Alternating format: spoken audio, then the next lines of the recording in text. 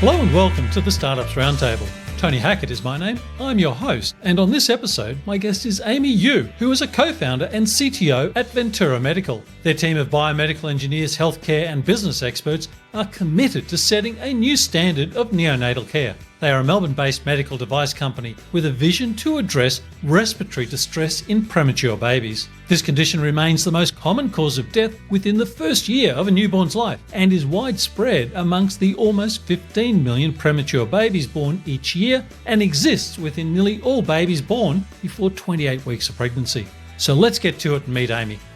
Amy, it's wonderful to be speaking with you again, and it's been a little while, a lot going on. The medical field generally has had a whole stack happening where you focus looking after babies and making sure babies looked after okay. I'm sure there's a lot going on there. Maybe I could ask you to kick us off by taking us through the last year and what's been priority and how you've been managing.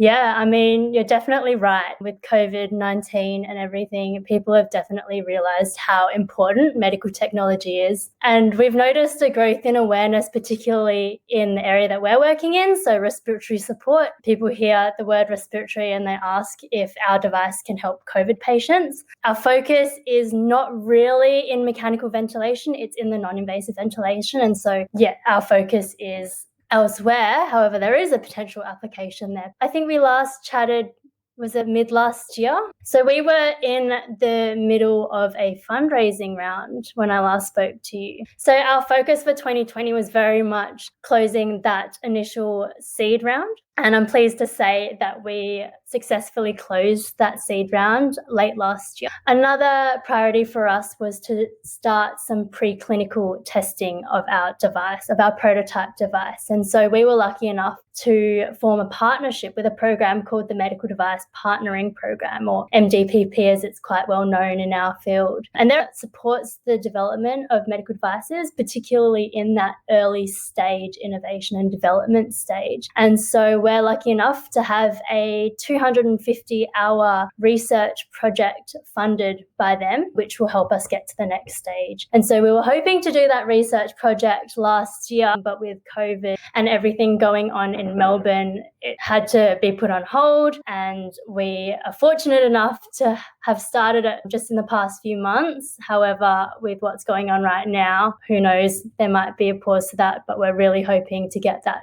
finished soon. Amy, that is a mountain of work that you've done in just normal circumstances. You've done an enormous amount. I want to come to a few of those items one by one, but first of all, I wanted to congratulate you and your co-founder, Edward, on recognition. 2021 Forbes 30 Under 30 Asia Healthcare and Science list. That's a tremendous recognition. Well done. Thanks, Tony. Yeah, I mean, we're absolutely honoured to be recognised for the work we're doing at Ventora and to be recognised by a publication like Forbes, an international, very well-known publication. We're absolutely honoured. And it's that additional validation for what we're doing. People believe in our mission towards helping premature babies breathe, and having that support, it means a lot to us. Yeah, tremendous. Let's go through a couple of things here. First of all, I'm curious, in your mind, has the problem statement changed from a year ago? No, our problem statement has very much stayed the same, and that's a way to improve the delivery of non-invasive respiratory support for premature infants. So our solution still very much is aimed at solving that problem. However, we are always thinking about growth horizons. So whether that's different applications for our product, whether it's potential different versions of our product in the future, those are always at the back of our mind. The point you touched on a moment ago, and you only spent about a couple of sentences, but I'd love to hear what it was like going through a funding round and the surprises for you, the process, where the core learnings were for you. What was that like? Because you're right, when we spoke last time, you had just started. Yeah, the fundraising round was an absolute roller coaster, as you can imagine. And as I'm sure most founders will tell you, it was our first, significant and formal fundraising round. We had previously received pre-seed funding from an accelerator program that we were a part of, but it was interesting to say the least. All of our meetings were over Zoom. they were all virtual. So we didn't actually end up meeting any investors in person, and we had to adapt. So that meant holding online webinars instead of holding in-person events. In terms of learnings, a huge learning is that the appetite for medical device investment in Australia, particularly early stage investment, it's not quite there yet in comparison to, for example, the United States. So we did pitch to a few investment institutions and were told that we were a bit early for them, especially because the risk is a lot higher and that timeline to market is a lot longer in comparisons to other companies. So that was a huge learning. Another learning is that it will always take longer than you think.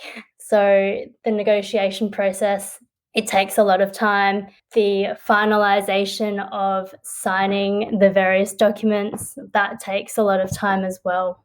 I'm expecting the trust quotient is very difficult to achieve on such an important step for you and for the investor when it's all done remotely. Not being able to be in the room to read each other, I expect puts time in it as well. Lead investors mentioned to us the other week that we're the first company that they've invested in without having met the founders in person. That's pretty tricky. The technology, so the problem statement hasn't changed so much. The base technology that you're working with into, is that accelerating in its advancement, or is it more about rolling out now, not necessarily refining the technology so much?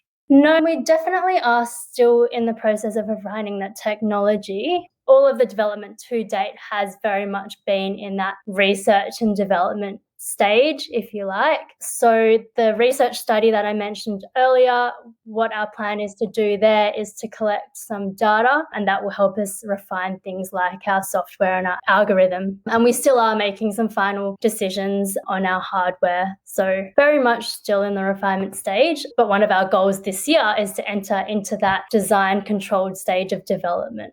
And when you start to think about growth, how do you think about that in maybe a 1, 2, and 3 year horizon now, or how far out is the horizon that you're thinking in your strategic planning? Yeah, so medical device development, like I mentioned before, the timeline is a lot longer than other companies and other fields. For us, we're hoping to be a market in the next 2 to 3 years, using Australia as sort of the beachhead, the launch market we've got the relationships with key opinion leaders here. And so being able to do those post-market studies here, that will help us in launching overseas, which we will do in our second year of launch. Do you get a lot of encouragement from government, or you need to convince them to look at you and to pay attention to what you're doing, because it is at such a fundamental level important work you're doing?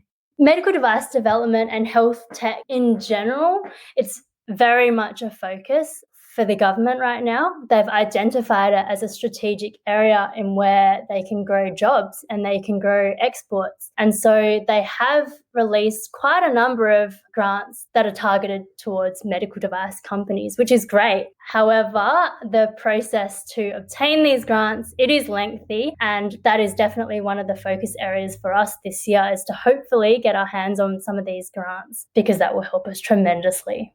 The organisation, I'm sorry, I forget the exact name of it, that's focused in this area, how do they play into your world and how do you play into their world most effectively? What do you mean by organisation? You put an acronym to it a few minutes ago in the introduction. Oh, the Medical Device Partnering Program. Yeah, could you take me inside that a little bit more? They're called the Medical Device Partnering Program. They're supported by various universities. The South Australian government is apparently a major sponsor, which is interesting. They're very interesting, yeah. Yeah. I mean, that program, it isn't that big in the scheme of things. Like, they very much target very early stage projects. But if you're wanting to talk about larger organizations, there's MTP Connect, which run all of the grants. But I'm not too sure how much more I have to say about them. No, that's fine. And I think we've covered some interesting things about your business itself and the startup. I'm curious to now talk to you about you and being a co-founder and what that life is like for you. And somebody listening to this and thinking, in the world we're in right now, thinking about taking that step, can you take me through some of the things that you would recommend that people do, some of the cautions and some of the encouragements? Yeah, sure. I mean, the day in the life of a founder question, that is something that I get asked all the time, whether it's from friends, whether it's on panels that I speak on. And it's a really tricky question to answer because no 2 days are ever really the same. What we're doing, it depends what phase of the business we're at. So when we were fundraising, our focus was on preparing all the documents required, practicing our pitches. These past few weeks, we've been very much focusing on testing of our prototype. And so that's where my focus has been, particularly as the CTO. But general day-to-day tasks, it's working closely with my co-founder, Edward, to plan out timelines, to plan out what exactly needs to be done and at what times in order to reach our goals, organizing meetings, replying to emails with our contractors and our partners. It's applying for grants, like I mentioned earlier, applying for approval to get through a clinical study. That's something else that we've been doing recently. But general advice to aspiring founders, I think for me, I can't really give advice for someone who, is in a standard or a full-time position at another company. And if they were wanting to quit their job to become a full-time founder, that's kind of hard for me to give advice on, given that I became a founder straight out of university. But regardless of that, I think you need to understand the risks involved. Being a startup founder, I don't know what the numbers are, but a very high percentage of startups fail. So knowing the risks, be prepared to work without a salary. So be prepared, have a really good understanding of whether your idea is worth taking to market, because as founders, we get really attached to our ideas and we want to see it through. But if you don't have a really good understanding of your customer and whether they are willing to pay for your solution, it's not going to get there. And a final piece of advice would be, don't underestimate the power of networking. It's quite general advice. All the things that we have achieved have only been made possible through our networks. So, for example, our lead investor was a connection through someone we knew. When we've needed help with, for example, regulatory approval questions, we've been able to access that through connections. So our mentors and advisors have been absolutely fundamental to our success. It's interesting you talk about the basics, I guess, and when I think about what it is you're doing and the way you go about it, when we spoke originally and now, there's such a deep passion when you're talking about, and it must be difficult to step away from that passion at times and to make some difficult decisions. Do you and Eric, as your co-founder, do you have different strengths and weaknesses, actually complement each other that way, or do you both need to keep the other in check on certain areas? No, we do. We actually have quite different strengths and weaknesses between the 3 co-founders. So there's Edward, he's the CEO, and Alan as well on our team. He's got more of a business background. So Edward and I, we have engineering backgrounds, but even then we have quite different strengths and weaknesses. Alan, bringing the business perspective on board, he has that expertise in being able to fact check our financial models and analysing our market and things like that. What do you enjoy doing most? If you could just do one thing, what would it be? Good question. I really enjoy working with our product developers really closely and going through that iterative process of prototyping, because looking back at our first prototype and comparing it to where it is now, it's amazing. We're really proud of what we've achieved. Do you differentiate in your mind when you say prototype? Do you think of experimentation differently, or do you think of experimentation as being part of the prototyping? Or you don't think about experimentation as... No, we test after each iteration. So there's very much experimentation in between prototyping and during. Right. When you think about global markets, and I did pay attention when you said before that we're maybe a couple of years away from being there, do you have to start planning for that now? Do you have to start planning for channels, distribution, or that's just a little too far in the distance for you? I mean, we've started planning our early strategies and how to reach those global markets. But for now, I guess our focus is very much on R&D, as well as understanding our first markets. So that's Australia and the US. Understanding those first And then, we'll start developing those detailed strategies for other global markets in the near future, I'm sure. Have you started looking for different data to support your decisions, or same data and you're looking at it differently? What sort of data? Well, say for a market, for example, the question came from talking with another founder just recently on a podcast launched in the next couple of weeks. And he was talking about over the last year, his team, they've ended up with so much more data than they had a year ago. So technology's changed, their view of their market's changed, but at a granular level, that consumer behavior data that they never had before. And that's, it's changing the way they're thinking about their progress and their future. Yes, data, but I think more so processes and how things are done in hospitals. There's very much been a shift towards evidence-based care rather than relying on a clinician's years of expertise. So being able to provide clinically useful information for the clinicians to make their decisions on. That's brilliant. Amy, that's probably a pretty solid place for us to close today. It's been wonderful to catch up with you again and to hear your story isn't just continuing, but the amount that you've crammed in to the last 9-10 months is just amazing. What a fantastic startup. And it was great to hear from Amy.